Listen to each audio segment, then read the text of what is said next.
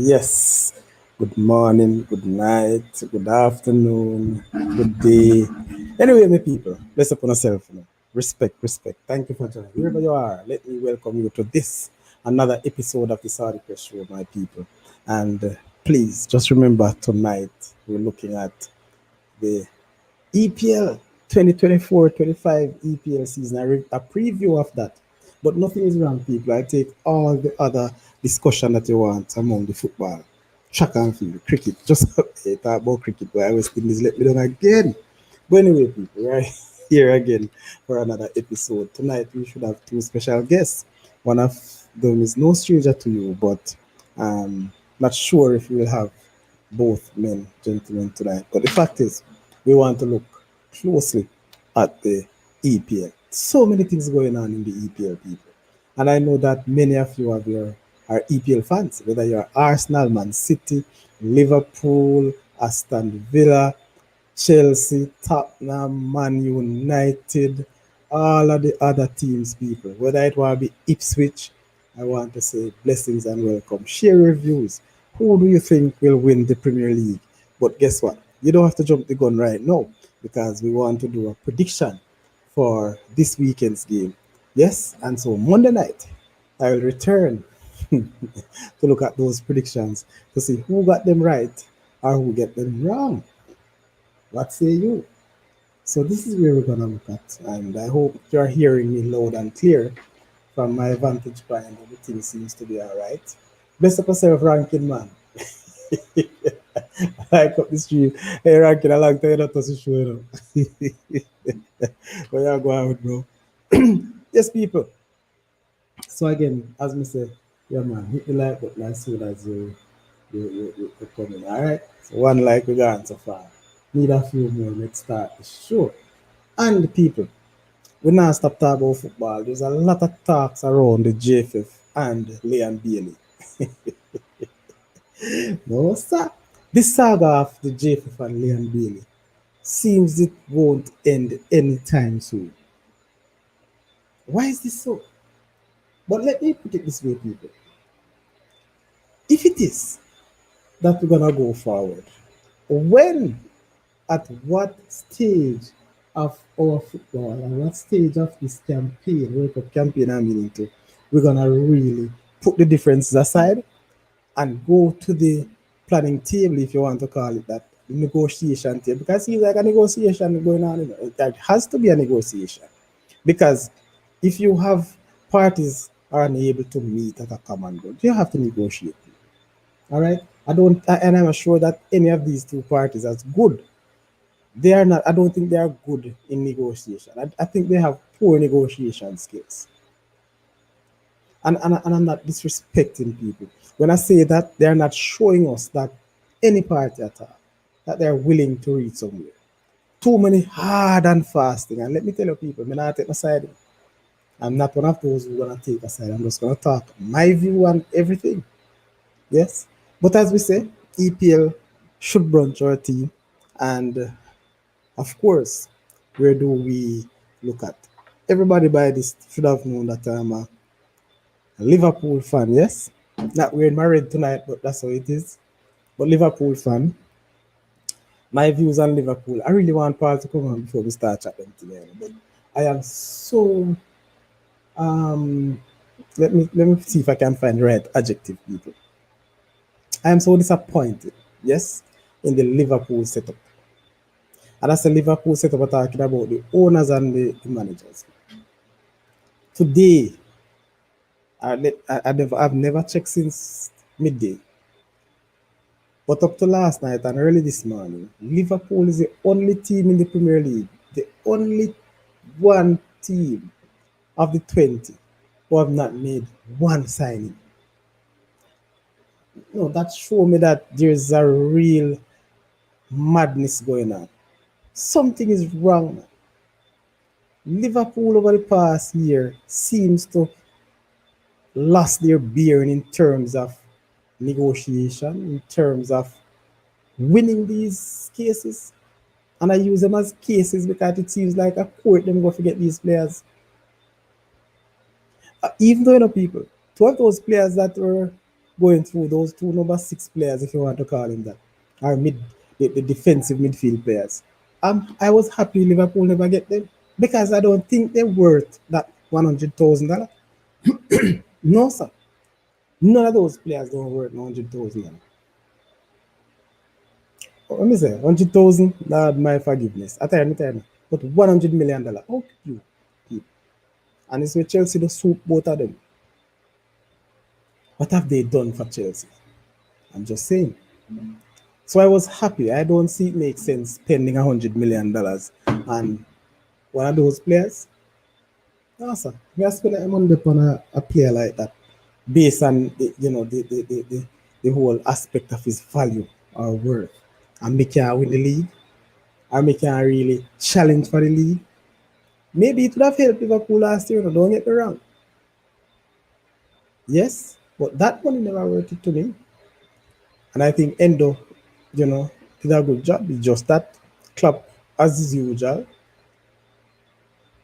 in his latter days at any club, people tend to find himself outdone, or should I say outdone himself.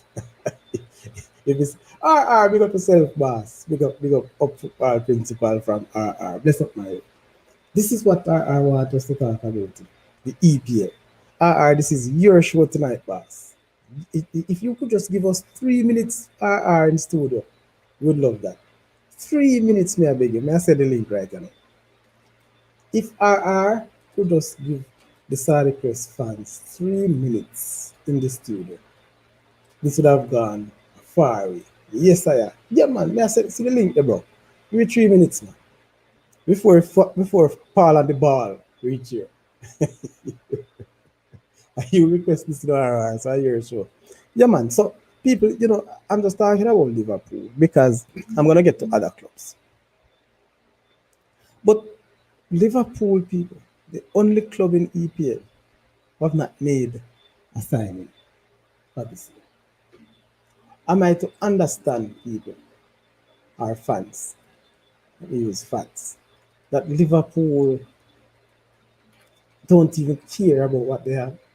Because if this is the same squad from last year who was unable to hold on, yes, they were unable to hold on to that second place or first place. Remember, we were leading in at one stage, we would have seems like we would have edged Man City or Arsenal. But I knew people from day one that we are unable to hold out. I knew that. We never have the depth and the players never have the form. They were a bit tired, if you check. Mentally. You understand? So if we believe we're gonna use the same squad to win the Premier League, listen, you can't be a regular top three team and you're not going out there to win league. And I'd be so disappointed if that is the view coming from Slat. I would be very disappointed if that is the view coming from Slat. That is just going through and to see what. Yes, sir, 40 goals for four. But what I'm saying, bro, listen, we need to win. Paul of the boss. I put you up here because we don't feel that show I watch. That man looks preacher. But anyway, Paul is so join us. So, let me ask you. You hear me talk about Klopp, and I was happy that Klopp actually resigned and not Liverpool firing Klopp. I mean, I might be very harsh sometimes, but when I really look at the realities, so Klopp didn't sign any player, any big money player last year because he doesn't feel that that is his type of player.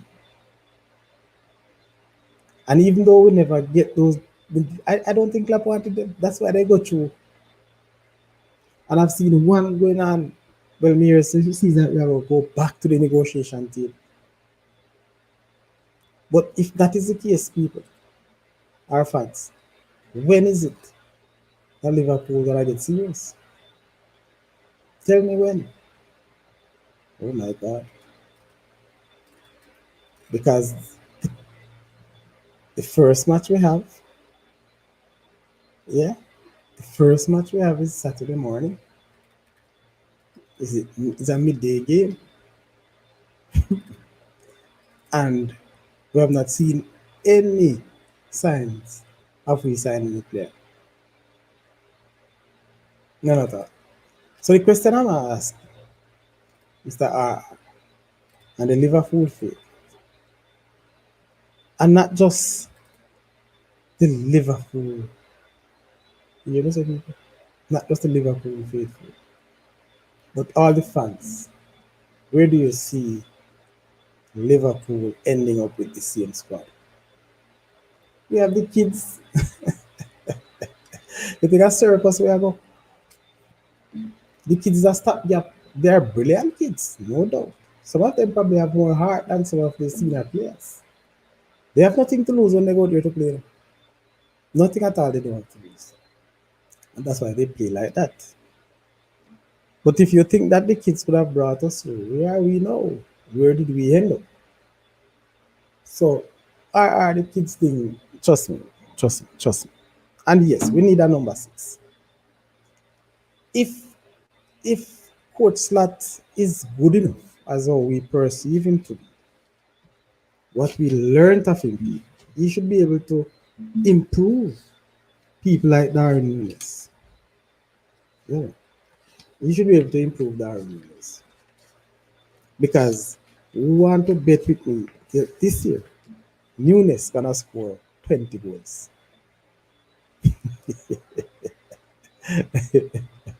Hey, should I put this in that? What do we can make one, two, one, two?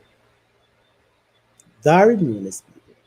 My prediction for this 24-25 EPL season, Darren Nunes will score 20 plus goals. But I'm gonna keep him at 20.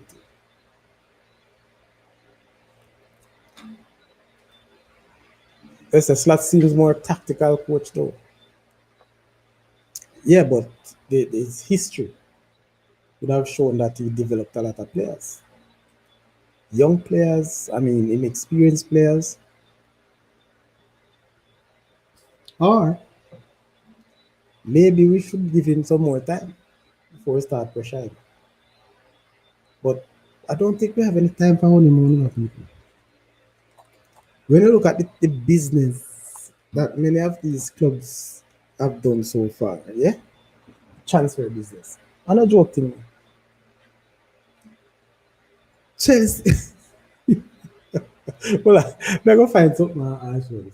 So, let me tell you the truth. I don't understand how some people, um, well, Chelsea have continued to sign more players. You know that Chelsea continue to sign more players, people.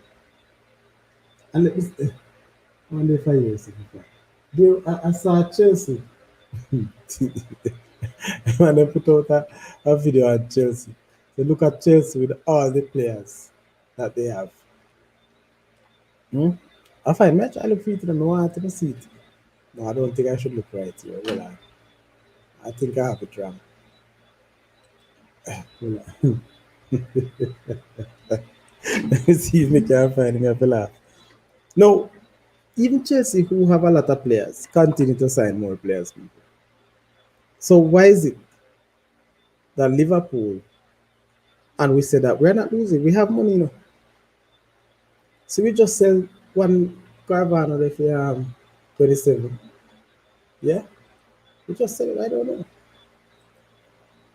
So you think front you think 60 goals from the front. Listen. I think this year Darwin Nunes, if given the opportunity, I hope he'll take it when he get it. Because I have a strong feeling that he is the second string number 9. But given the opportunity, people, he will be our talisman. Remember me telling you. Salah will score maybe about 15 goals this year. Now over 20. Again, Jata, I'm not sure if we can have if Jata can stay fit for the entire season. I'm not sure. We will find that, man. People may tell us, I can't believe me missed that video there. I laughed for about half an hour today. So even Chelsea, as I was saying, is signing more players. Yeah, well, on the people. right? And Liverpool not signing one. No, sir. Man City. Look at Arsenal.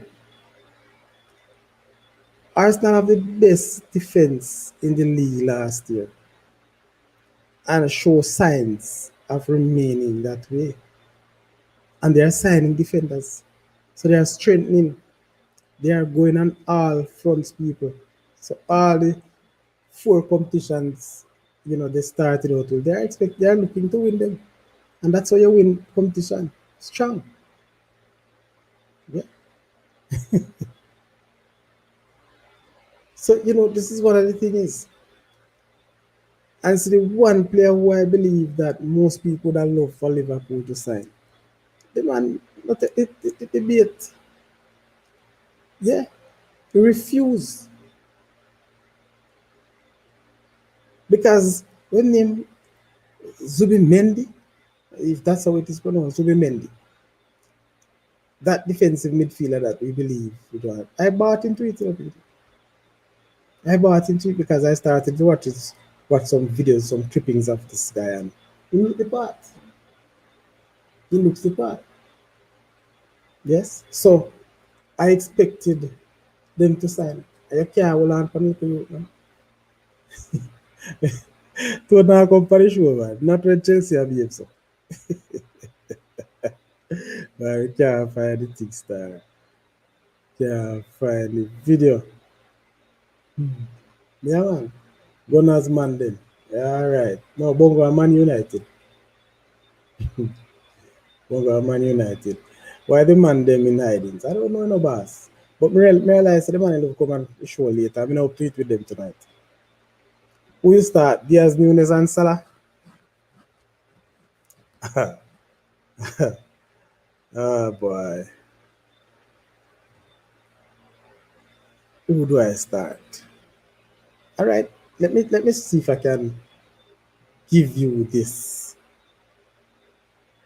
My not starting 11, but my front three as you ask. All right.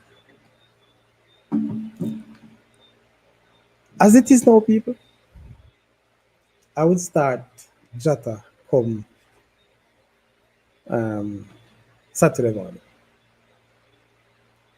But I'm sure Nunes off the bench will score two goals to Saturday.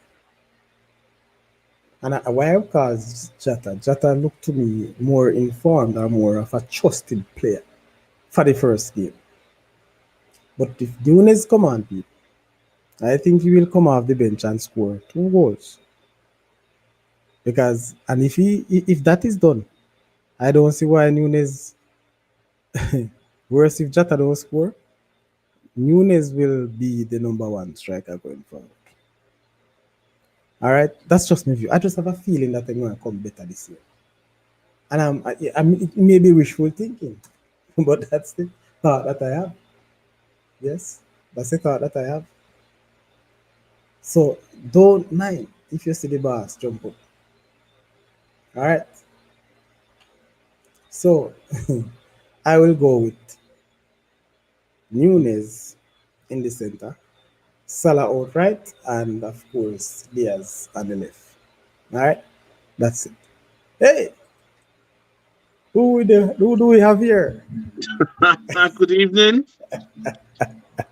Paul and the ball. How we doing? People know the show really start. I'm good, Paul. I'm good. I'm good. I start a little thing, but I only start touch on Liverpool because I am really disappointed in Liverpool. I I was don't think listening. I was listening yes. before I come in. I was listening. Okay. And to be honest, Paul, I don't know how could a team like Liverpool in the Premier League, the only team not to sign one player. Well, Talk to us about it. okay. So sometimes you have well, okay. So it's fair to say that Liverpool are in a period of transition. Even in RR and others. Um, so one of the things you need to do when you come in as a coach or a manager is kind of see what you've got. And the issue we've got is with refer to Liverpool is pre-season doesn't really tell you what you need to know. You could win all your preseason games, or you could lose all your preseason games. It doesn't really tell you anything.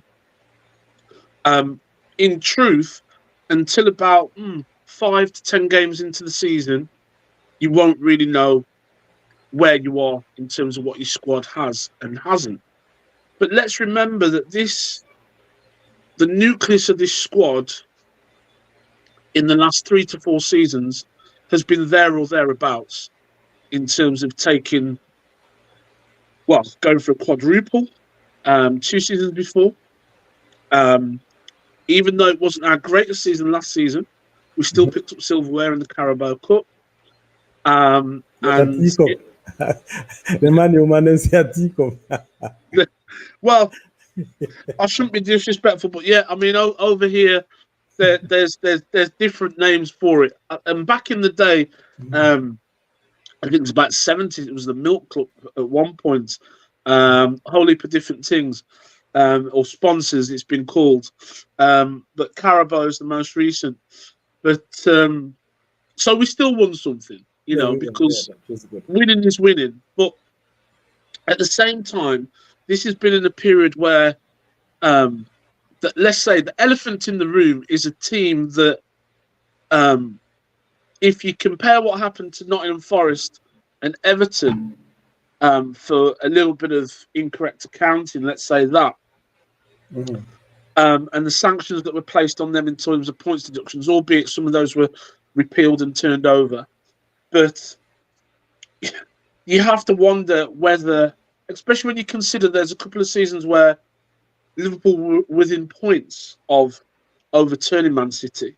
Yes. And yet, if you look at the expenditure of Liverpool compared to Man City, you can't compare the two. Just nowhere near. The one thing you would say about the Fenway Group coming in is that, love them or hate them, they know how to balance the books. And they've made very, very clever signings. But at the same time, they've developed the youth, brought them through the youth team. Players like Curtis Jones, who's now almost ever present in the starting group. Not necessarily always in the starting 11, but in the starting group. So I think maybe what's happening there is Slot has come in.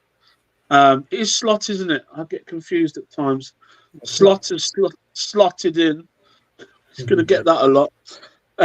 Slot has slotted in. And it's interesting that he's coach rather than manager, as we discussed before. And I believe that he's been given a slightly different role and maybe has slightly different reach to that Klopp had. Klopp earned the right to be able to say to the board, look, I'm leaving the club. And in his leaving press conference, or one of the leaving press conferences, he did say, I've left because I'm leaving. They don't want me to leave. Literally said they couldn't sack him because of how successful he'd been. And who would you replace him with? Anybody, unless it was Guardiola himself, or maybe even an emerging Mikel Arteta. Who would you replace him with? Who's better than him? You're not going to bring in Thomas Tuchel because he's supposedly got lots of issues in the background. You saw what happened with Bayern. Started off well and then he falls out with them. Same thing that happened at Chelsea. So who would you bring in? So he went out on his own terms, and that's just almost unheard of for a manager. I mean, even Alex Ferguson didn't finish with the kind of grandiose fanfare that Klopp got. It was unbelievable. I've literally never seen anything like that for a manager leaving. Just I can't remember when a manager had a reception like a testimonial. I mean, in another way, what you would say is what an amazing club Liverpool is, in the fact that they honoured him in that way. But sorry, long way of saying what I believe is happening there is they've said to him, right, look at what you've got first. Okay, you say you're a coach them, make them better. Mm-hmm. You've got some up and coming young players that have broken through last season. You've got some other players that hopefully, like the Nunez's, like the Jotas, if they can, one like Nunez, find himself in this league, because you can't deny his athletic ability. You can't deny that when he does get it right, some of the goals he scored are next level, but it's consistency. That's the issue. And just, I think his decision making in moments is just, I don't know where he is in his head at times, you know? So, and then Salah, you know, he shaved all his hair off.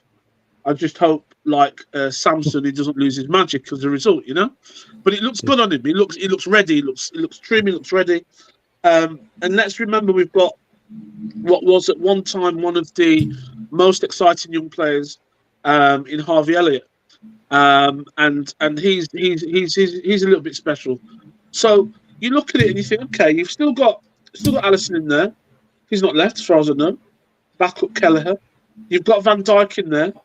And we've still got, you know, very good centre backs as well. Joe Gomez is still around, I believe. I don't think he has left. There was talk that he might, but I don't think he has. Endo Chop, as I call him, because when he goes in, chop. Jeez, just takes the ball, the man, the grass, everything. Chop. Yeah, man. Geez, I love that guy. You know, I like him. I like him. Yeah, because I mean, he's like a Makalele, but probably with a little bit more finesse when he wins the ball. How he plays out, you're like, actually, he's got a bit more quality. So his ability kind of defies his age, because he's a bit older than the players that Liverpool would normally buy. But Klopp, I think he went in for the boy that was Caicedo, wasn't it? Went in for Caicedo. He went to Chelsea for, was it 105 million? Yeah. I was happy. Well, we couldn't win ever bought. Well, this season might be his breakthrough, but last season I don't think he really did much for Chelsea. I don't think any players did much for Chelsea. Probably Raheem and Cole Palmer were the best players for Chelsea last season, and carried them. But like again, so I don't think the squad's in that bad a shape. You remember a couple of seasons ago, Arsenal did the same. They didn't add to their squad, and they didn't fall off. Because the thing is, Kevin and listeners, what you got to think is, if you can't improve what you've got, what's the point of just buying somebody to put them in the group that's just going to sit on the bench? There's no point to that. What I'll say on that, having Endo as a number 6, I don't see Endo playing 30 games. No, he won't. Yeah, I'd agree with that. He won't start week in, week out. I'd agree with that. So, under Klopp, the person who fills in that position prior to Endo was Alexis McAllister. Yeah. And I don't think that is his best position. I don't think he likes it. And I don't think he got the opportunity to do what he does best. I find when he's playing a 6, he seems to get caught a lot. Yes. It's almost like McAllister needs somebody nearby him protecting him so he can have time to do what he does. And when he has that, then he's deadly. But to have him, like you say, as a holding player or a breakup player, that's not his game. That is not his game. He hasn't got the legs. Like on a transition, he can't run after somebody. I still look at him sometimes and think, bro, seriously, you need to get on a bike or do something. Do you know what I mean? And so with that though, Paul, there's nobody else in the squad away from Bisech, that's his name. That youngster. Yeah. And I'm not sure of his physical ability now, because I knew he was injured throughout the season last year. Yeah. I've not seen much of him in preseason. I've not heard much of him. No, but so the talk about him is meant to be amazing. He's meant to be amazing.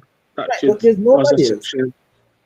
And for a young player like that, to give that role, yes, you'd have to give him a little, a 2-game or 3-game, pull him back. You understand? Manage him quite well. Yeah.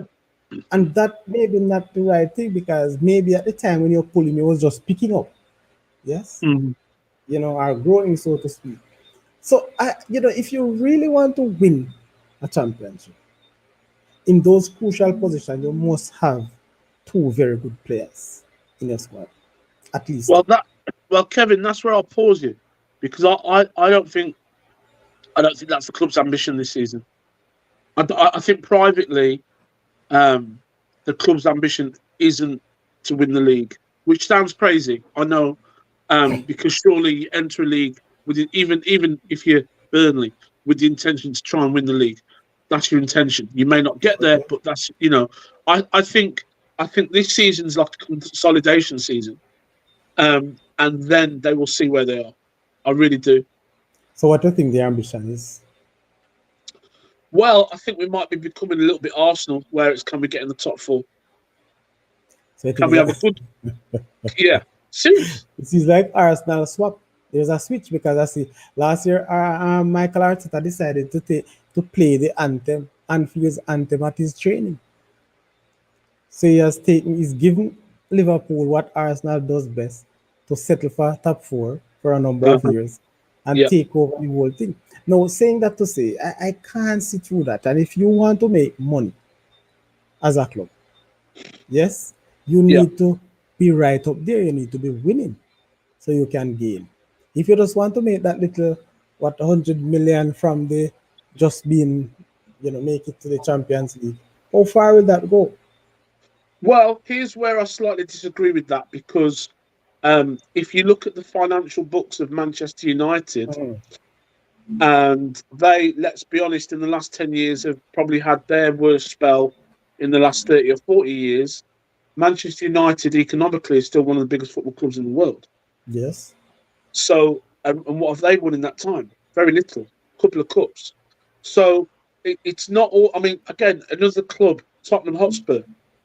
Tottenham Hotspur haven't won anything for just about ever, but they're still financially one of the strongest clubs globally. They have a brand that there's fans that follow Tottenham Hotspur all around the world. But you see, Um, the problem with that Tottenham, in my view, they're unable to attract the best players around the world. I don't They think. have You the know what it fund. I is? think they have the I, money, but they're not I attracting. don't think it's a problem attracting them But because don't. well, look at this. Right, you're going Mm, to be playing in an amazing stadium. You've got a good fan base, like Tottenham when they're rocking. That's an amazing environment.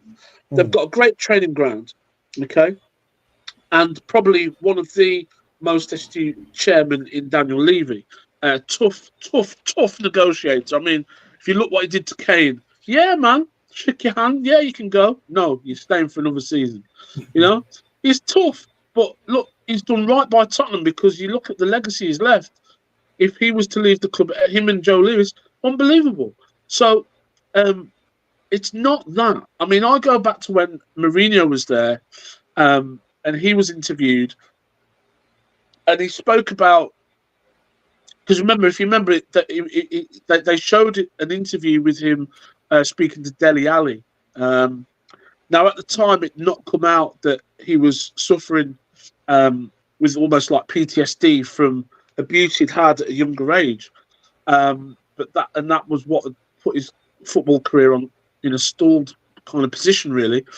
But he, he he spoke about Tottenham almost having like a soft underbelly where the players were almost just comfortable where they were. They didn't have that, where they were like, yeah, we're not going to be in relegation, we're not going to be mid-table, but we are going to be one of the best of the rest that doesn't win the league, sort of thing. And they were kind of sort of resigned to that. And he was like, I can't sort of break them out of this mindset, but they need to if they want to be successful and win silverware. And that was even while Harry Kane was still there. And it kind of, if you look at Tottenham, then there is that where they kind of flatter to deceive. You look at their squad each year, you look, yeah, that looks good. They might, push or get somewhere. Last season, look at how they started last season, top in the table. And then they fell away. And they didn't just fall away, they stayed away. It's not like they fell away and came back into the challenge. They fell away and stayed away. So So, there's so far, mm, with all of that we talk, are you saying they are just comfortable to be in 5, 6, 7? yeah, correct. They're not interested Absolutely. in winning silverware. It's not that they're not interested, but what you've got to think, Kevin, is like a football team is a business, and in any business, a business has a culture, and the culture of your business determines how successful your business might be. So if you have a culture where you've got killers and winners, then you're going to win things. But to have that, you've got to have everybody on board with winning, even the kit man, the tea lady, the person cutting the grass and marking the lines. Everybody has to be giving off that energy. When you have a club where the problem for Tottenham is the Champions League final against Liverpool that they didn't win. Let's look at like a sliding doors moment where if they win that final, who are Tottenham today? Tottenham are probably a team that's won a Premier League by now if they won that Champions League final. Because if you win the Champions League final, the funding is almost inconsequential because they make so much more than the prize money. Yes. But it's what it says to the footballing world and to players who want to play international football before the cycle of a Copa America, a European Championship, or a World Cup. So, with that in mind, am I keeping you up, bro? No, man, you better keep me up. It's me, the one that needs the Lucozade or something, or the I Red guess Bull, I guess whichever you one. all, I guess you all rested already. You woke up. Well, in actual fact, before coming on, I went to the gym just to kind of perk me up a little bit. My So God. Okay. yeah. Luckily, my gym's 24/7 because I'm a bit restless. But that there's some family stuff that's happened. Unfortunately, I lost somebody Yeah. recently, so Oh that's my God. because of that. But we won't go into that. We're trying to be Condolences from positive. the Saudi family, man. Yeah, well, thank you. And of Yeah, course, from the Wittig family here. yeah. Well, I'll speak on her actually because Yeah. my aunt Velma Smith, big person in our family, huge. She got to 94 years old, 94, and I was visiting her within the last year, and she said to me, she says, "But Paul, you know, you could have never been a professional footballer." And I says, "Why, aunt? Why?" I mean, I says, not through one to try. And I says, I've got to levels where I was quite happy, And she goes, "Well, Paul, you have your asthma and your hair fever. She could never have been a professional footballer." I was like, Oh, God. Aunt, seriously, it's not for one to try. And yeah, there was times, I'm literally breathing out of places where I shouldn't be breathing, but it wasn't for one to try. But yeah, that was my aunt.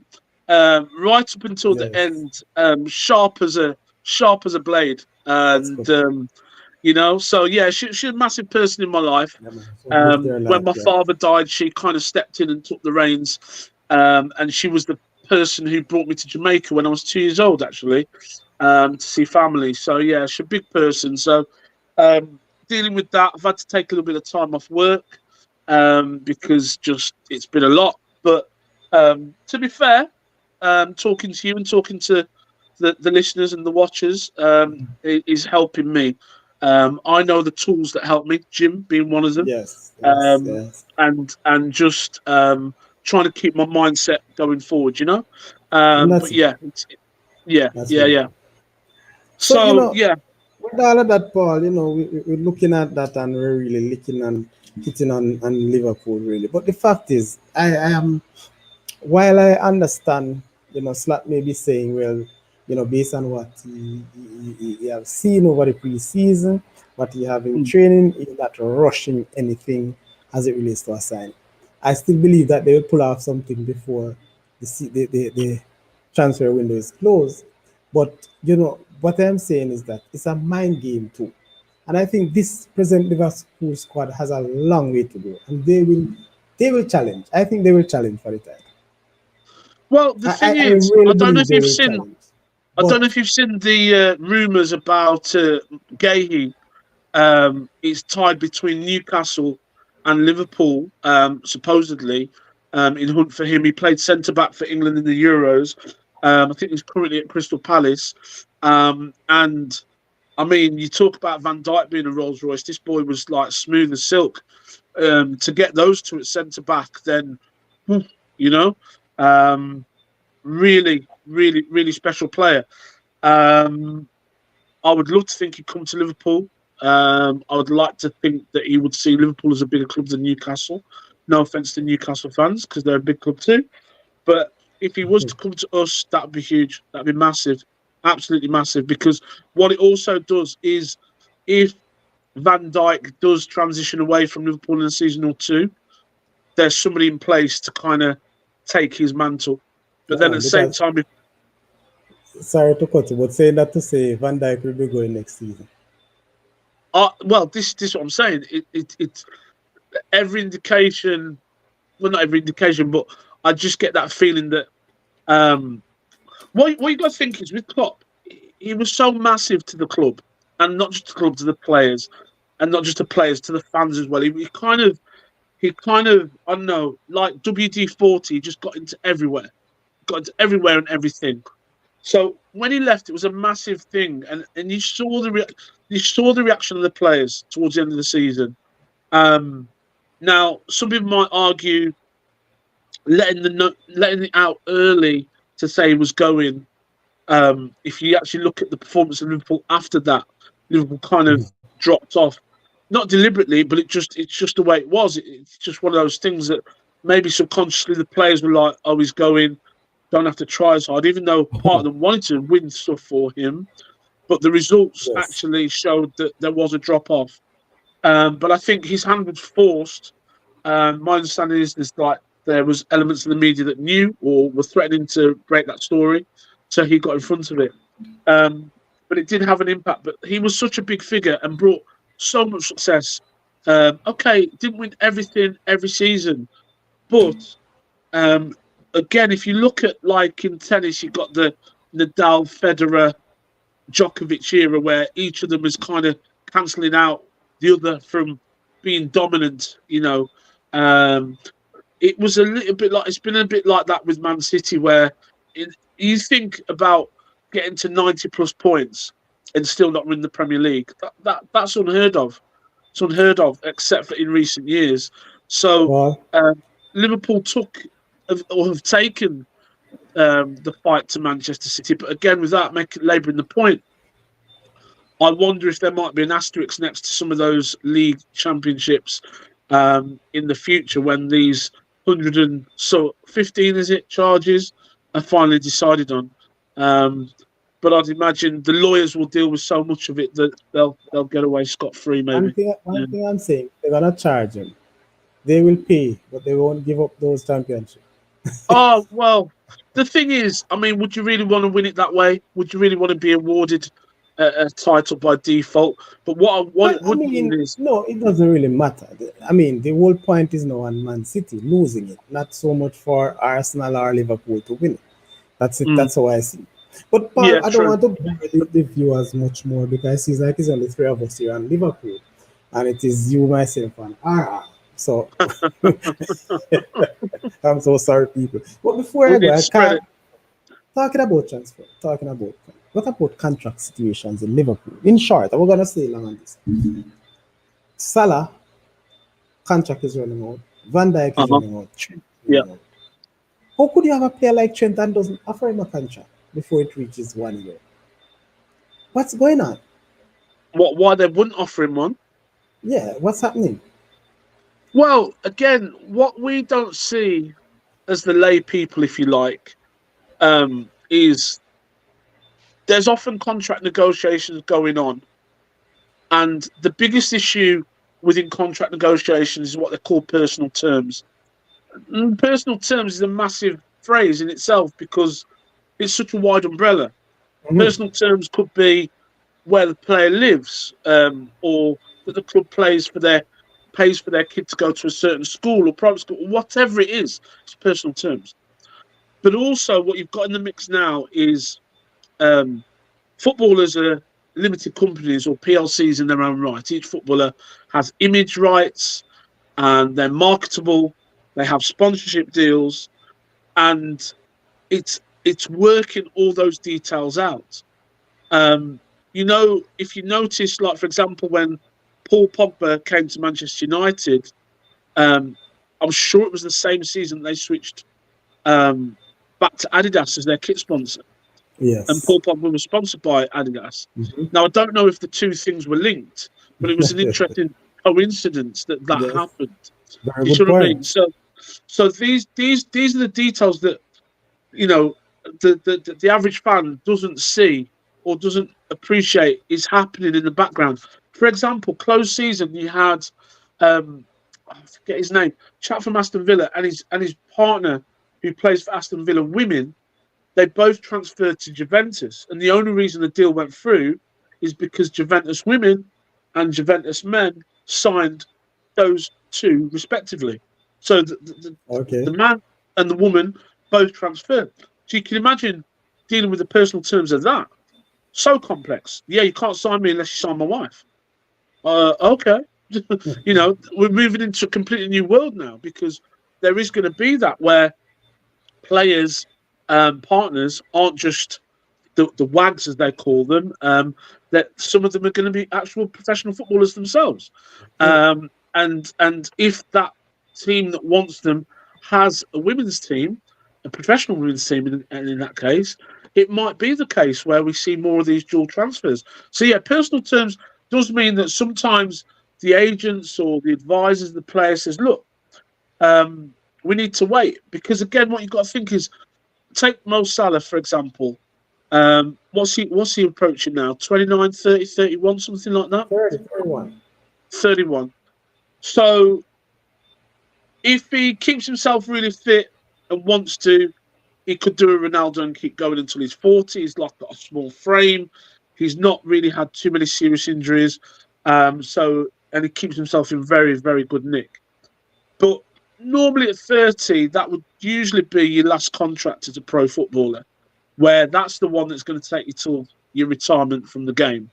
And then you might decide to become a coach or a manager if you can, or a pundit if there's enough space on the BBC, Sky, or whoever else.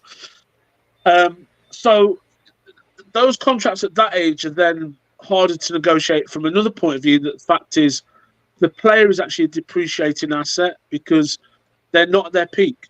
But Yes. then at the same time, from a marketing point of view, they're probably the most valuable they're going to be because they've built up their reputation over those years. Because let's be honest, if I went to the club shop at Liverpool, I can guarantee that the Mo Salah shirts will be selling, guaranteed. So he knows that he has a value to the club, and it's balancing all of that. And so sometimes these contracts they're complicated. It's not just about playing; it's about all the other aspects as well. And sometimes the players will be like, I'm not making a decision until the January transfer window or near then or whatever. That's what they might say to their agent. But then at the same time, you sometimes got an agent who's saying, no, let's play stalemate. Let's play stalemate and see what's the most they can offer. Now, the other thing you've got in the mix now, which wasn't there a couple of years ago, or more than a couple of years ago, about 4 or 5 years ago, as a serious alternative from the building the pension pot kind of argument, is the Saudi League. The Saudi League is kind of skewing things because, again, Damari Gray, Jamaica's Damari Gray, Hmm. plays in Saudi. But you see, if you're an average Premier League player and a club, wherever it is in the world, is saying, oof, yeah, I'll offer you this. And you're like, did you not hear this week about the money they're proposing to offer Ivan Toney? Because Yes. nobody's really come in this week for him. This week, But this closed window. So again, it's difficult. Paul, what I'm saying, and the thing, I understand that. But you can imagine losing out on 150 to 180 million pound on a Salah movements. You know, Trent may leave, run down his contract, and they don't earn a dollar from it. Yeah, Same so Van Dijk. yeah. Isn't that a dangerous position for Liverpool? In short, quickly. Yes and no. Yes, from a point of view, the impact it has on the playing squad. But if Hmm. you're changing your financial model, as I've said, you brought in slot, you may be going in a different way in terms of the way the club is run and the budget you're allowing the club to operate on. Then you may be thinking these are going to be some of our highest wage earners. If we let them go on a free, because you've got to think if they keep them, they've got to pay the contract they offer them, which could be money that's outside a new kind of pay model for the club. So Okay. you have to understand what the club's objective might be going forward, and we won't know that directly until maybe even this transfer window or the next one. At the moment, it looks like they're sticking rather than twisting, but like you say, there's still time for business to be done. So we could still see a couple of surprises dropping. Paul, I need to get myself something to drink to keep me up. But I'm gonna ask, we're going to look definitely now to the preview of the EPL season, people. So, and with that, people, I'm gonna ask all of you in the chat to put your predictions up for the games when we reach them, and so we can look back at it on Monday to see who win from who lose, not just the team, but your predictions, right, Paul? So, I'm gonna just give you 1 minute, and I want you to take something. I want you to talk to the people about more so the three teams. Give us a little backdrop of the three teams that came up to the Premier League, and probably look at their strengths, their weaknesses. Not a big thing. Just tell us a little about those three teams. Okay, yeah, Right. I can do that. I need to remind myself. So we So have Leicester, Ipswich, Ipswich, and who again? Leicester, Ipswich, and we have them south of the west. Southampton. Southampton, yes. Okay, No one. Just give me it. so As well. Southampton. I'm going to start with Southampton. Going to go backwards alphabetically, I suppose. So Southampton bounced back into the Premier League, and they've got experience within the Premier League. Probably one of their crown jewels, James Ward-Prowse. They did lose him. He went to West Ham, and it's fair to say he had a good season with West Ham. Southampton, will they stay in the Premier League next season or this season that's starting tomorrow, which is actually today because it is actually Friday now? Um, I think Southampton have got the knowledge and the experience as a club and infrastructure behind the scenes. They've had arguably one of the best academies for a number of years, with the likes of Gareth Bale and Theo Walcott coming from them. So for myself, I'm going to say Southampton will be safe. It will be tight, but I think they will just have enough. Just have enough. Okay. I'm then going to jump to Leicester City. So, Leicester City, to the best of my knowledge, have retained the services of Jamie Vardy. Jamie Vardy is very much in the senior stroke twilight part of his career, but still poses a threat. I mean, amazingly, he still has a turn of pace. He's not as quick as he used to be. I think that's fair to say, but he still has very much an eye for goal. And Leicester are a hard-working team, an honest team, and I I think Leicester have also the experience to know what they need to do now they're back in the Premier League. So again, I think Leicester will be able to handle being back in the Premier League because remember they didn't languish in the Championship for too long. And I think that's a factor because essentially, if you can hold and retain many of your players when you're leaving the Premier League and stuck in the Championship, then essentially when you come back, you could argue that you're still a squad of the Premier League quality. So then the unknown quantity, which is Ipswich Town, where people have raved about their manager and about the promotion that they had last season. And they're also Liverpool's first opposition for the new season that is essentially starting today, as I say. And it's not been the first season where we've played against one of the promoted teams. I think Norwich one year springs to mind. And they can be a little bit of a banana skin because you can imagine as a promoted team, you're so excited.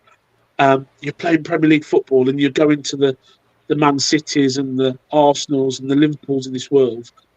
rather than with the greatest respect, the Championship teams that you've been playing last season. So the players, if they're worth anything, will be motivated and up for it, as will the manager. Remember, every game for a player that's televised is a shop window. And we're still within the transfer window. So there might be some players thinking, no, got Liverpool, we're going to be on the TV, fine press, never know. So you don't know players' motivation. But I would like to believe, please, that Liverpool will have more than enough quality to deal with Ipswich. But I can't say for sure because, yes, we had a good pre-season. We took the scalp of Manchester United. We beat Arsenal. But again, it's pre-season, and that doesn't always tell you the full story. But I think the one team of the three that may struggle is Ipswich, and it's only from the point of view that they haven't been there before. Southampton and Leicester have been, and the Premier League is not the Championship. The Championship has a very different style of football in the meats and bones of it. There's some teams that try and play almost like Premier League B type football, very, very, very similar type football to the Premier League. But we saw what happened to Burnley when they tried to play the same way they played in the Championship and that won them the league in the Premier League.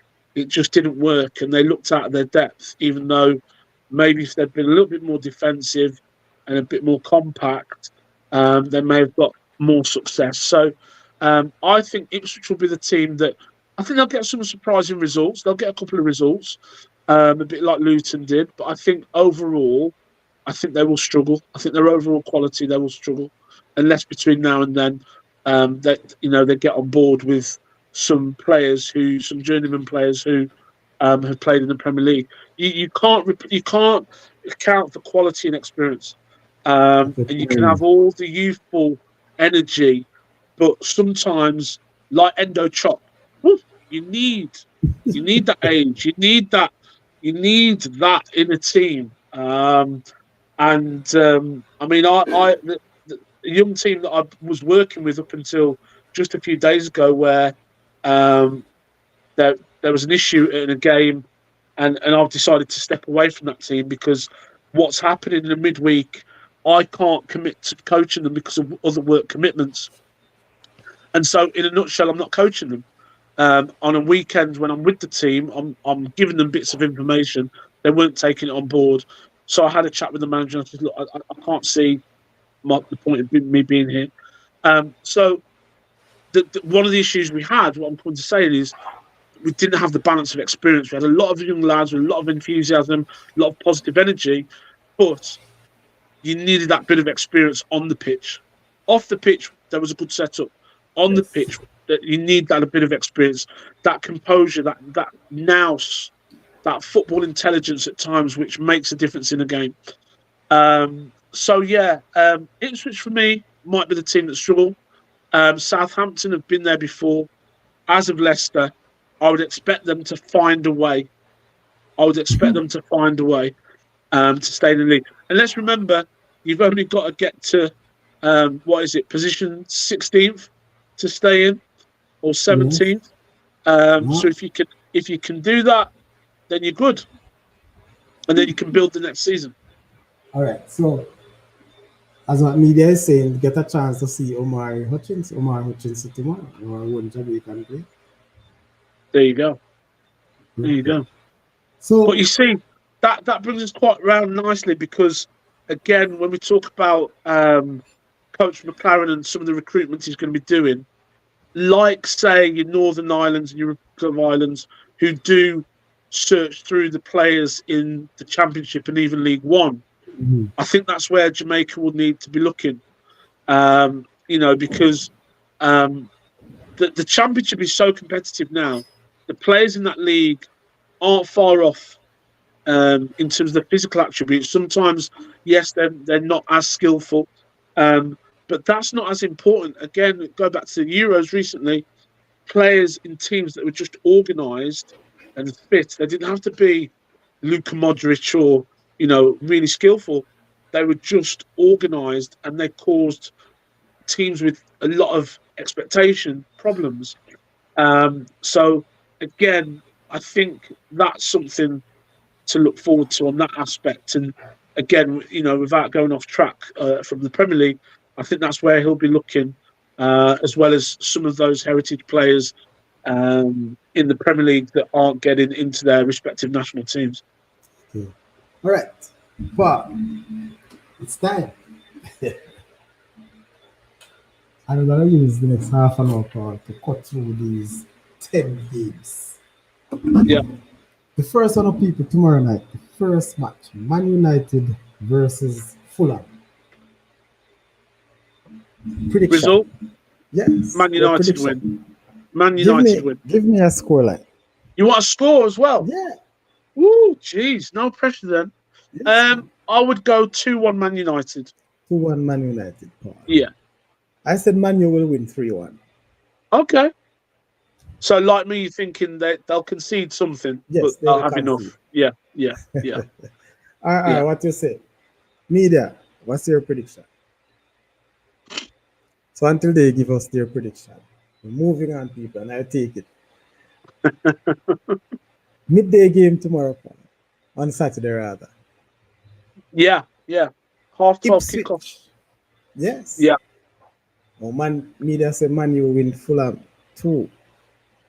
Okay, so 2-0 to Man U from media. All right, blessings. Ipswich Liverpool. I would go with um, The nervous Li- Paul. Liverpool 4-1 Oh, because wow. we're not solid and tight like we used to be, but I think we look good in pre-season. We scored goals quite freely, and I believe that unless Ipswich come with something magical, come 55, 60 minutes where they will start to tire, our quality shows, and that's when we hit teams really well. So, yeah, I'm going, 4-1 Liverpool. 4-1. Yeah. Paul, I'm going with 5-0. I did think of that one, but I just thought, I know we can be leaky. I know we can Yes, be leaky. I think tomorrow we'll have a to say a clean sheet. And I say 5-0 people. I don't know. That's just how I felt. And I Yeah. believe tomorrow Darwin Nunes will score 2 goals. Well, it's Ipswich. In terms of, from our point of view, to have a promoted team as our first game couldn't be better, really, because it's like Wow. there's, Me you know, media say Liverpool 5, Ipswich 1. there you go. I like that one. Yeah, All right, all right. So yeah. people, that's it. I think, and I'm gonna keep saying whether Nunes start or bench, once he plays, he will score 2 goals. Wow, I see Salah getting one. that's I confidence. also think Jota will get one. I don't know who will get the other one. Elliot, maybe. Little Harvey. All right, all right. So we got 2 people. Next on the chat, people. Hey, remember, because we're coming back to verify all of these, but I hide. If worst case tomorrow, if we see a big shocking result tomorrow, Saturday, Let's not tempt fate, huh? Allah. Oh, The next game, people, Arsenal versus Wolves. Wolves. Arsenal 2-0. Arsenal 2. Yeah. Okay. So Paul said 2-0 to Arsenal. Well, right now I'm going with a 3-1 Arsenal. Hmm. Yeah. I Yeah. think Wolves gonna score. Media, what you say? There's only 3 away attack. Well, only 3 away brave enough.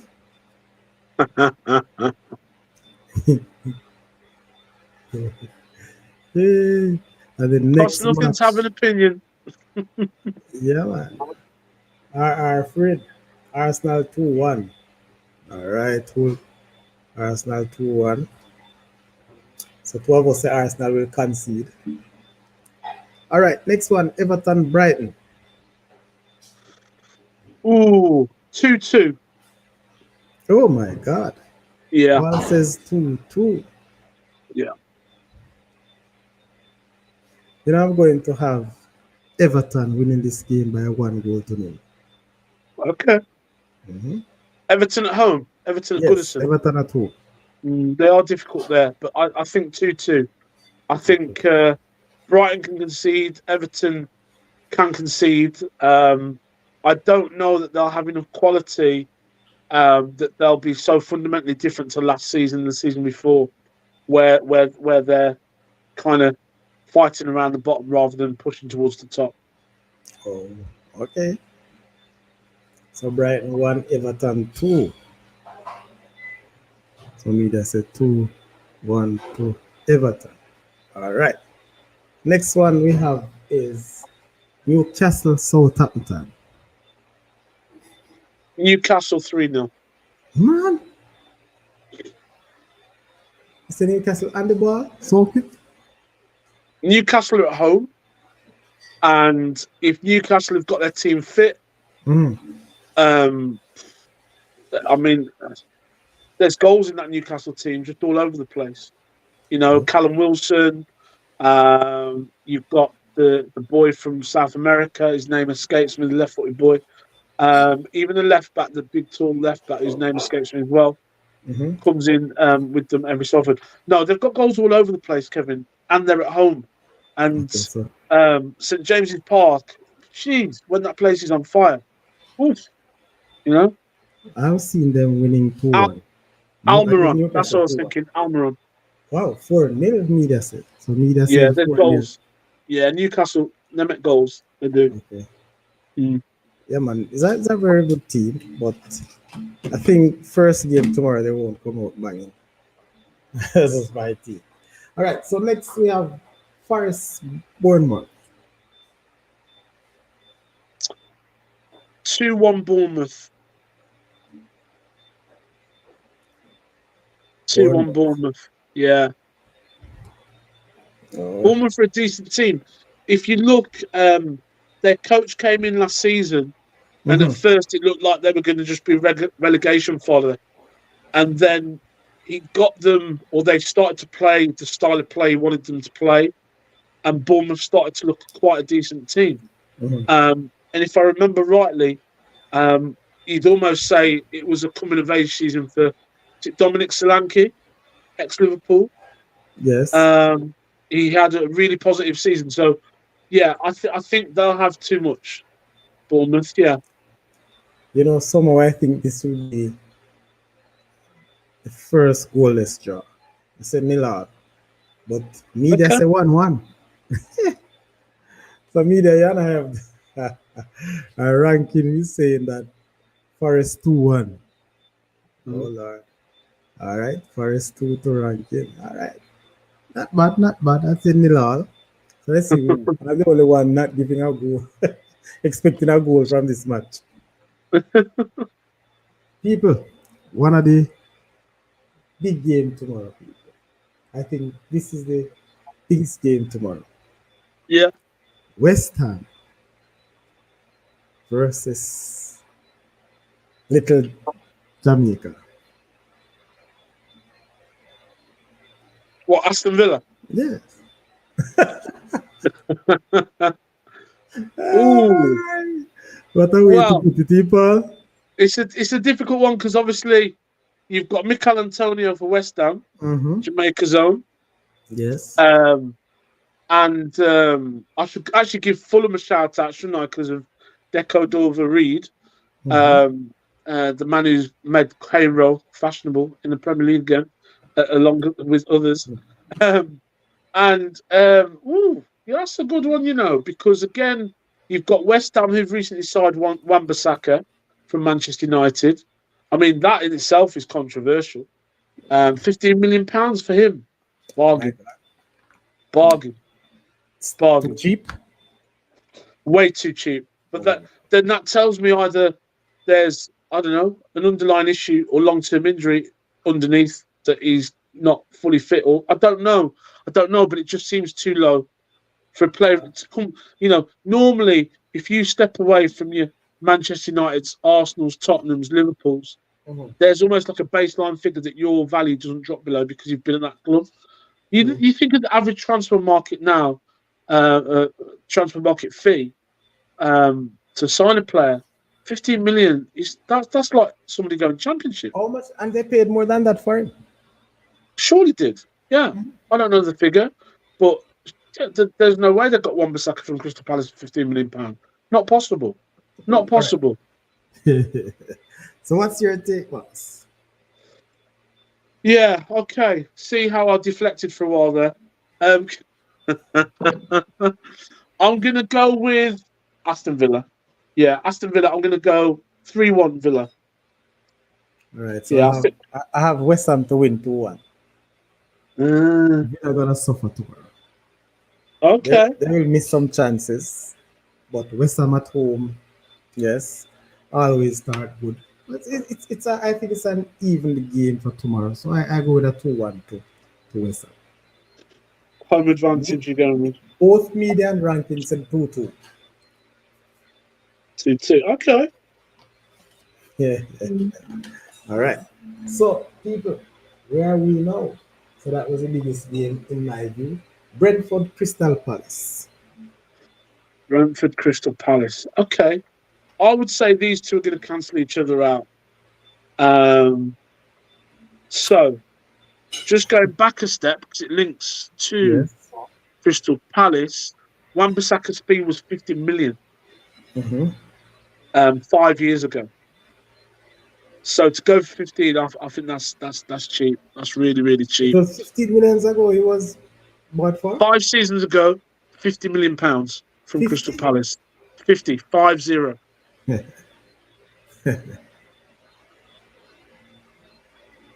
I mean, also something went wrong there. Sorry, I'm back. I don't know what happened there. Just a connection issue. Sorry, just to say. So yeah, he so he left Crystal Palace season 2019 and joined Mhm. Manchester United. Made 130 appearances, but he paid it cost them 50 million pounds. Okay. All right. Media, So me that says Villa 3. not winning away. Okay, Villa not winning interesting, away. I think so interesting. too. I mean, Not at, West Ham can be tricky, but I just think Villa have got enough quality. They've got enough quality, I think, to kind of find a way. okay. So I'll stick with my thinking on that one. So Yeah, I said Brentford and yeah, Crystal Palace. I have them for a 2-2 draw. Villa say Brentford will win 3-2. yeah. I say you. I get a feeling of a draw. Um, Crystal Palace are much improved with the coach that came in towards the end of last season. Brentford, while they flattered to deceive in the first season or two that they were in the Premier League, I think they really struggled last season. Teams have worked them out. Obviously, they had the disruption of Tony and the betting and him coming back in and so on and so forth. And they also struggled a little bit with players going away for Africa Cup of Nations. So, yeah, I would go with 1-1 on that one. Yeah, 1-1 draw. 1-1. We'll on the top 10. We'll on the top 10. Yeah. Ranking. Brentford not good enough. So Brentford 1, 3 power. Okay. So 1. Palace will win 3 from ranking. Oof. Top 10. Top 10. We don't know who we are, man. Top 10. Yo, Sadi, not related to up. I'm not sure who top 10 is, but who is coaching Edinalin? No, you have to introduce yourself properly to Saudichress show top 10. No, I know who top 10 is. Give me some more detail. A matter of fact, come. Come in the studio, bro. You man, me send a link top 10. Come in the studio. Because it seems like you are so much in Edinalin thing. EPL, me did I say.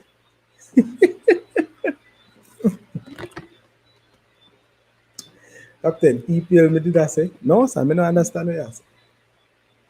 Come in the studio top 10 because right now, first, you run out You're not related to the app. I don't know what that means, top 10.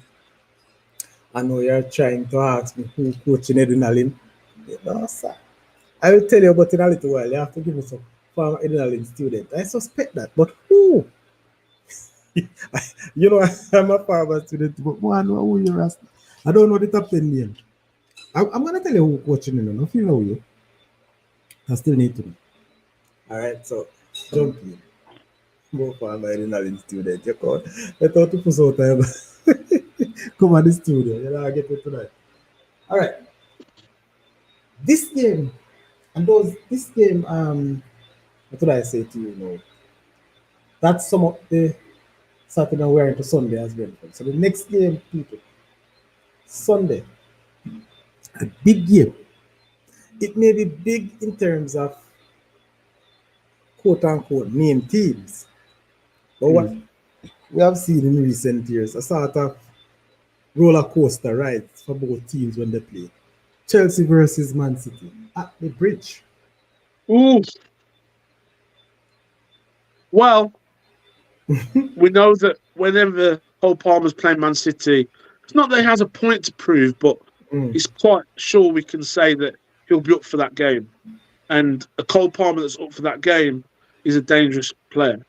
yes. In a similar vein, Raheem Sterling, his old employers coming to where his home team is now. So again, um, that can be a humdinger. There was a couple of amazing games last season when these two met. So um, yeah, I would go with Okay, Captain. Now me yeah understand. You a going with Man. that? I'm going with a Man City win 2-0. Yeah, Man City. Me, that's a 2-2 draw. My God. yeah. Hey, you know, some big, bad, and brave. Go on then. Some I don't know, but I think you're going to be another roller coaster ride. You reckon? You score, Yes. I score. You score, I score, kind of Yes. thing. So I Yeah. think tomorrow's game is a 2-2. Okay. 2-2 game. It may edge. I mean, I don't know. Lord have mercy. Top 10, you know, easy, man. Hold on, take your time. Ronaldo say 1-1. All right, Ronaldo 1-1. Mr. 2-2. Um, top 10. Say 5-0 to City. Wow. Aye. You make me Could come. happen. Could happen. Yes, Chelsea is a roller coaster team. Yeah, man. Oh, City not beating my team at all. Ranking your Chelsea, boy. We never know say you're Chelsea, man. What we have ranking I say? You never look blue to me. Uh, You're really, you're really not going for the nice neighbor. no, no, no. Dallas. Dallas is saying 1-1. Okay. Hmm. People I I think Man just, City are going to work hard tomorrow to hold a draw. I just submit it. yeah, I just think they'll have enough. You know what I mean? You got to think Man City now, the squad they've got. I mean, and they've got that winning mentality. Most of them players have touched success, even if it's not for Man City.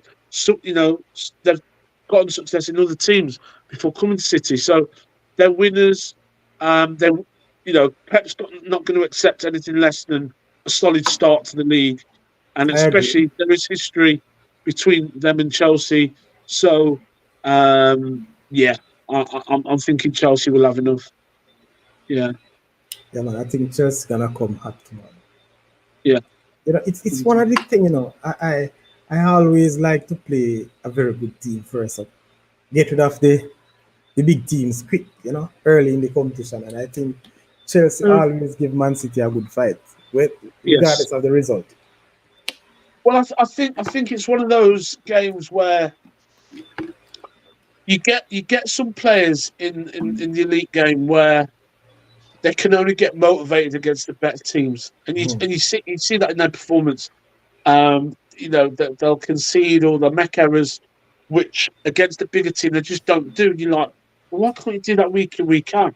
But then sometimes going to a small ground on the wrong day of the week that it would be to your normal schedule um, yeah, it can inspire definitely. Yeah, Chelsea going battle for relegation. Oh gosh, wow, wow. Wow, it's one of brave. I said, top 10 Chelsea going battle for regulation. Wow. And Bagapur signing when no other. Yes, all right, my boss. I wanted that video to show some people and see them say about Chelsea. How Chelsea playing with all these players that they have. Yes, me that Sterling will dominate. Wow. Kyle Walker again. All right. It's always a good match, because it's you're having Cole Palmer, you're having Ryan Sterling. And Mm, worst case scenario, remember the result in preseason. So Chelsea gonna do everything to not let that happen again. yeah, Yeah. Poor yeah, preseason makes man. sense. So looking good. Last match on Monday, people. Leicester versus Tottenham. Tottenham 3-1. Tottenham 3-1. Yeah. Okay. I will say Tottenham 3-0. That's me. Media, Hmm. media. Eh? Yeah, man, Tottenham were win 3-0. Just And going back a step on the media's comments, Sterling would dominate Carl Walker. Let's remember that Carl Walker dealt with Vinny Jr. And you would argue that he's probably one of the most explosive wingers in world football right today. And unbelievably, Carl Walker dealt with him. So I wouldn't put Sterling at that level currently, unless he's had an amazing preseason. I think he's been off his best levels a little bit, even though he has, on many a game for Chelsea, been their best player in okay. terms of what is delivered, or man of the match sort of thing. So, again, it'll be interesting to see because, now you look at Sterling as one of the senior players in the dressing room, rather than, a younger, fresher him. But yeah, it'd be interesting to see. But I think Tottenham will have enough and deal and take care of business. Yeah, yeah, Nice. So, all in all, people, based on these four lines, we'll see how tomorrow goes. We'll see how Saturday goes. Because I can almost say this, Paul. yeah. Tomorrow will be very nervy for a lot of our teams. Yes, I'm not it's sure true. that all, especially, I'm not sure that all our top teams are, mentally ready. Yes, I've seen, Mm, especially where some of these transfers, purchases, I yeah. think many of them are panic buy. Yeah, I can't understand Well, Chelsea at all. Yes, Manu Chelsea, here and Chelsea there. planning for the future, Kev. What? So Chelsea are trying to take the football out of a football club in the respect of one of the most destabilising things in football is like we've got with Liverpool, players running their contract down, following the Bosman ruling many years ago. Players have the right to do that because they're an employee and at the time was in the European Union. Mhm. Now, the difficulty with that is a footballer is a weird asset because as you get it, you don't get all the money for them. It's often in instalments. But then if they have a great season, they're an appreciating asset. If they have a not too good season or seasons, then they depreciate as an asset. But yet still, you're still paying them top wages because the contract they have with your club says you have to.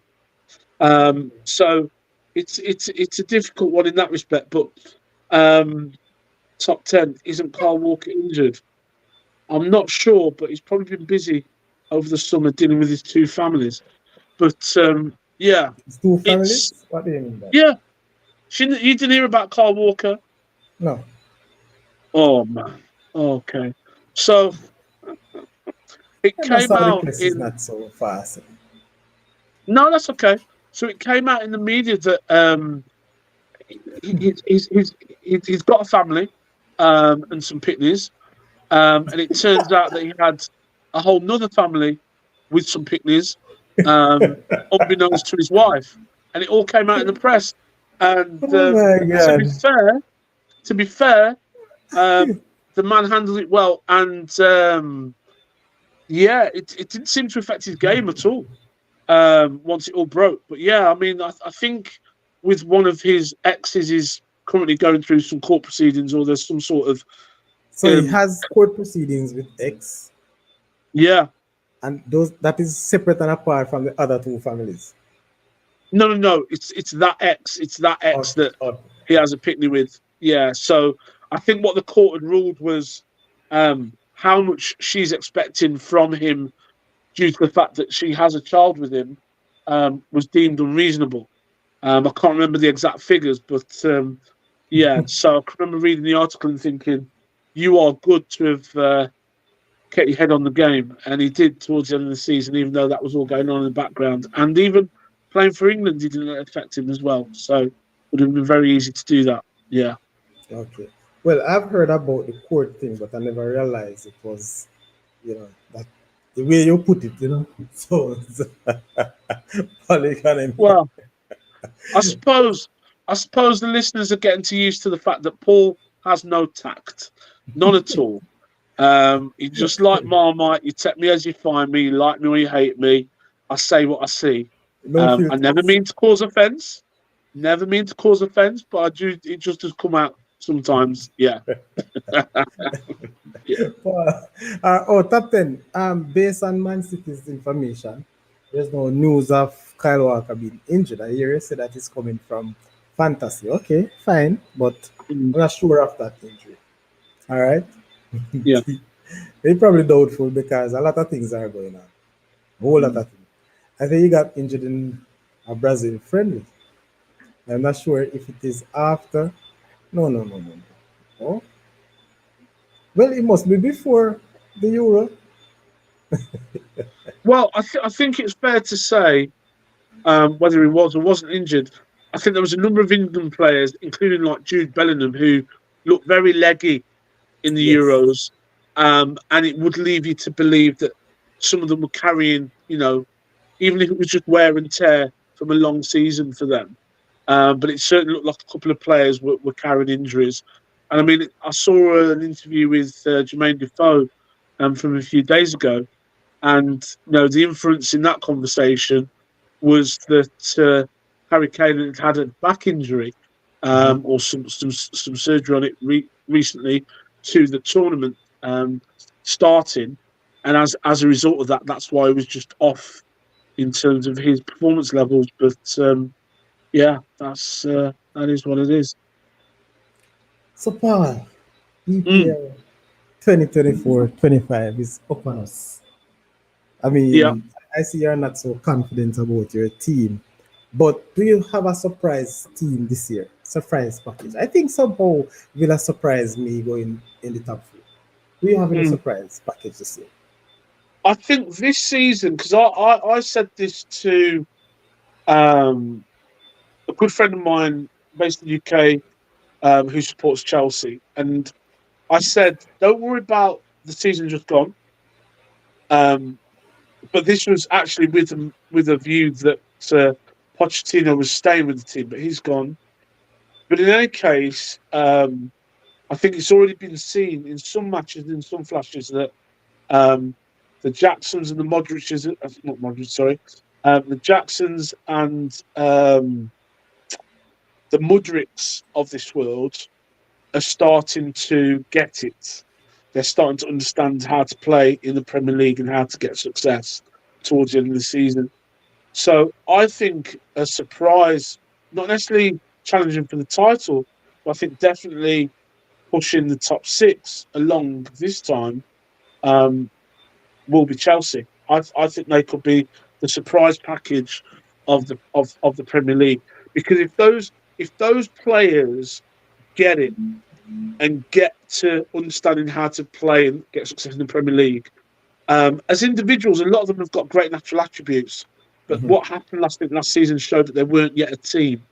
Well, they've had a pre-season together now, and so it would be interesting to see. I think they could be a bit of a dark horse myself. Yeah. Hey, top 10. You can send me a message, private chat. Send me a message in the private chat or send me a message in the WhatsApp. All right? I need to say something too. All right. Mm. So you're saying that Chelsea is the surprise package this year? Yeah, I think so.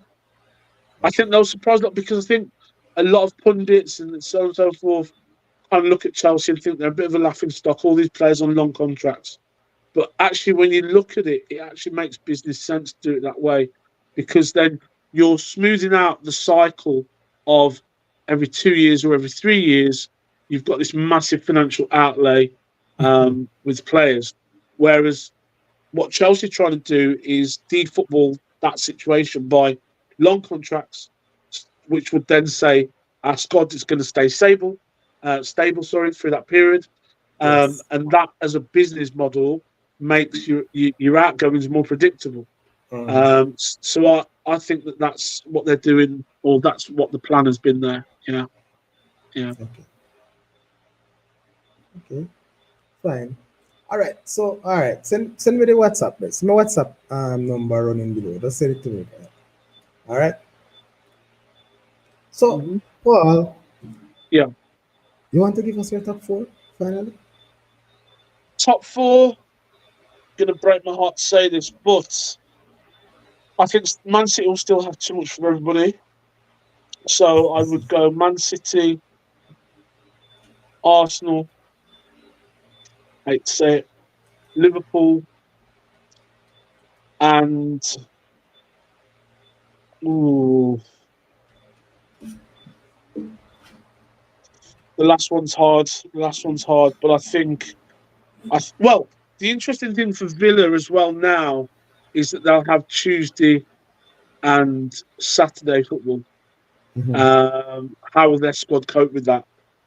So that could let in the likes of a Tottenham to the top four.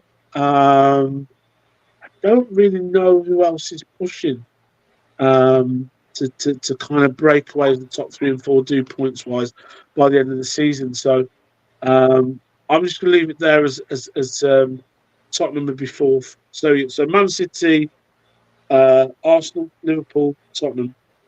Those are my four. Wow.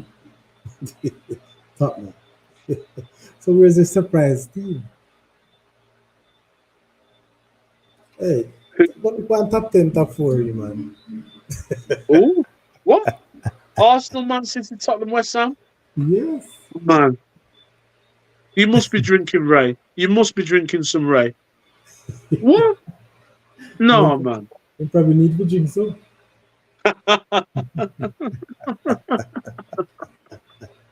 No top Media, 10. Wemov. No top 10. No top 10.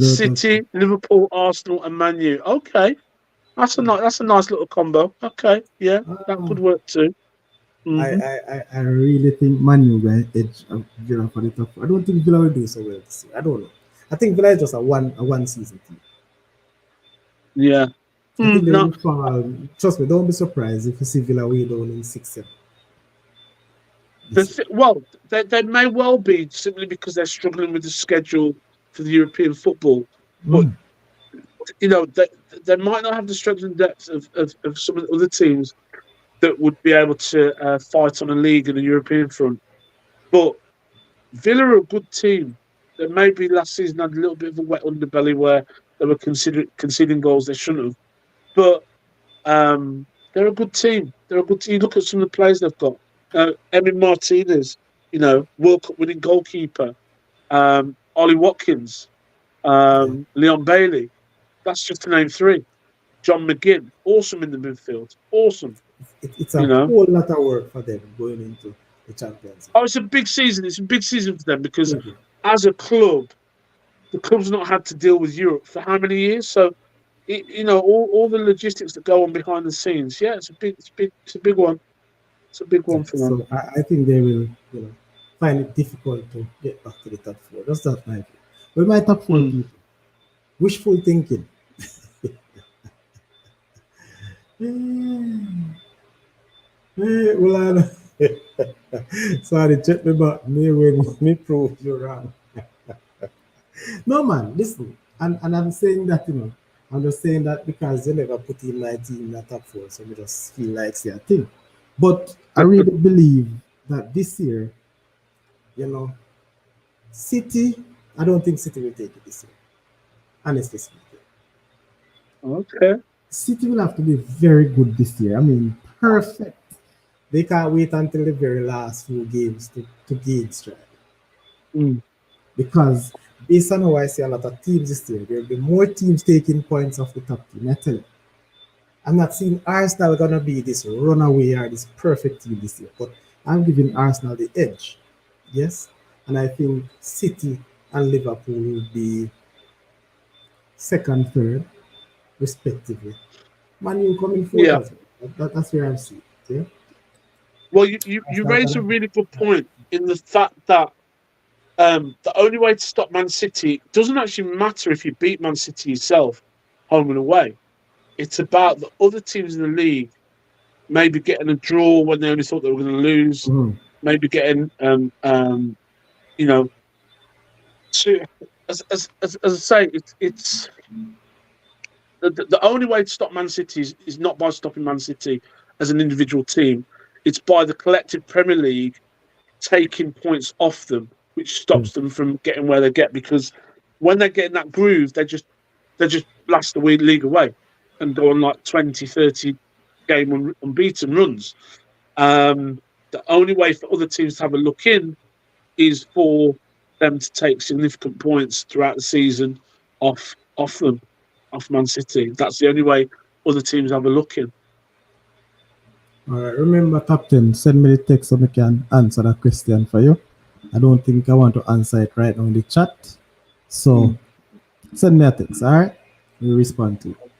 All right. So, Paul, as I said, Yeah, people, I see more people trying to join in the late, but we're actually at the end, people.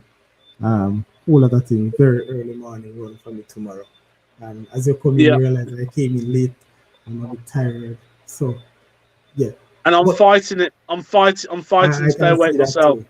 I can see that too, people. I So, apologize, guys. I I feel apologize. you. All right. But anything latest thing on our own reggae boy situation, Paul, coming from your end? Anything on Well, Steve? Anything on new players?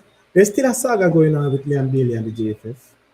well, that's going to continue, and unfortunately, my good friend Rory Downs, and fellow coach and manager, was we were hoping to get him on tonight, but it's a little bit early for him. Yes. Um, but it'll be a good discussion once the three of us and maybe even others can join us. Be lovely to get some local Jamaican coaches on to get their feel and opinion, because remember, he's now the head of Jamaican football in one respect. He's the kind of figurehead, he's the kind of focal point. Um, like something we spoke, because we spoke today, because he told me he was going to message you and let you know he couldn't Yes. make the show. Right. We had a And talk.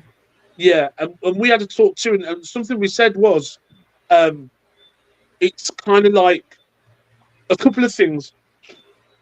Um, you've got players like Ollie Watkins and Mikel Antonio who've come through the non-league system of football, or the semi-pro level, as they might call it. Mhm. And I don't think it's a bad shout for players in those leagues to be considered as well, simply because of their footballing upbringing. They would have had coaching of a certain manner, which then lends itself to international play. Um, that's the issue. Is for the short term, great. McLaren's in, but there needs to be contingency planning to say, right, when McLaren and his goalkeeper coach have gone, who's coming in after? Now, if that's going to be Jamaican born and Jamaican working coaches, they need to be brought into the international team setup now so they can learn from him. Because, like we've acknowledged, he has years of experience and success as a coach. So, what needs to happen is like that doorway needs to be opened for those Jamaican coaches that are native to Jamaica, coaching and working in Jamaica, doing their football, to be brought close up to him so that they can learn firsthand. Yes. Um, that's the first thing, because again, we're looking, the appointment's a short appointment. There might be a slight extension if he gets Jamaica Mhm. to the World Cup, but like has been said, that should be easy work, really. That should be the standard ambition. You know, if he's done his research as a FIFA delegate or whatever he was, um, there shouldn't be any doubt in his mind that he can get Jamaica to through the qualifiers.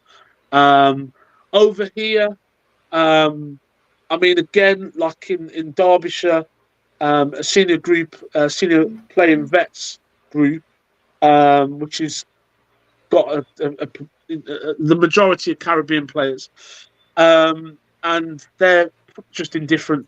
They're just like, why McLaren? So whereas over the water, you guys are like, okay, great.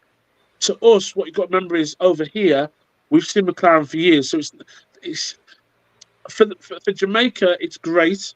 I think it's a really. I don't know that there could be many better qualified coaches in terms of experience, but yeah, I over here, it's not wowed. It's not been, oh wow, no one's like, oh yeah, this is gonna be amazing necessarily. It's kind of underwhelmed people. Media's coming in with, you worked with Dion Burton when Dion was a player at Derby. Yes, that's correct. That could be a good choice as a sister. You're playing naughty games there. You're playing naughty games. Listen, No, I, not a word, Paul. Say no. listen. I told you that Dion said to give him a ring in 6 weeks' time, which we're probably 2 weeks into those 6 weeks. So um, I don't know anything yet. So we'll see what happens. We'll see Yeah, what happens. the middle of But September. it would be lovely, um, for a player that was involved the last time that Jamaica got to a World Cup to be somewhere involved.